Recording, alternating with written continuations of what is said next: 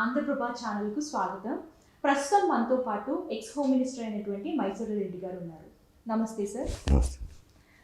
Sir, ఇప్పుడు పవన్ కళ్యాణ్ చూసుకున్నట్లయితే అన్నకంటే నాగబాబుకి MLC seat ఇచ్చారు. సో దీనివల్ల చాలా అయితే వార్తలు అయితే వస్తున్నాయి.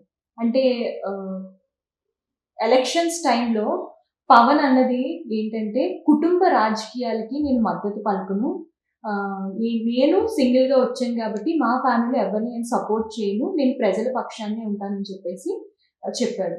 కానీ ఇప్పుడు అన్నకి ఎమ్మెల్సీ సీట్ ఇవ్వడానికి గల కారణం ఏంటి అంటే నాగబాబు తప్ప ఇంకా పార్టీలో ఎవరు ఆ సీటుకి అర్హులు కారా? అన్నీ కాదులేండి. ఎందుకంటే జనసేన పార్టీ పెట్టినప్పుడు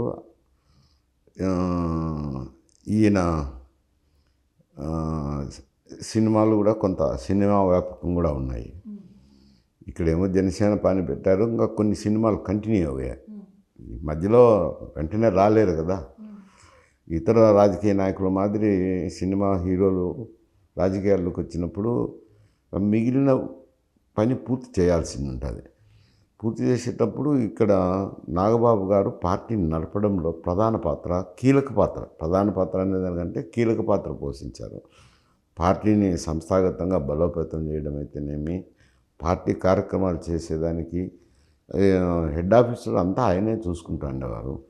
ఇతర ఆర్థికమైన విషయాలు అయితేనేమి, ఏదైనా జనసేనకు సంబంధించినటువంటి వ్యవహారాలన్నింటిలోనూ కీలక పాత్ర పోషించినారు.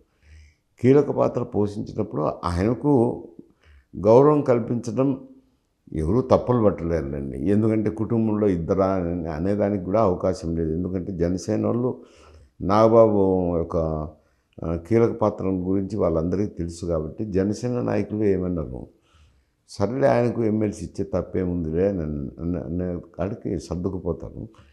బాహ్య ప్రపంచంలో కొంత ఒకే కుటుంబంలో ఇద్దరా అనేది వస్తుంది. కాకపోతే ఇప్పుడు ఏమవుతున్నాయంటే రీజనల్ పార్టీస్ అంతా వచ్చినాయి. దేశం మొత్తం మీద అన్ని చోట్ల రీజనల్ పార్టీసే ఉన్నాయి. యూపీ తీసుకున్న రీజనల్ పార్టీలు వచ్చినాయి.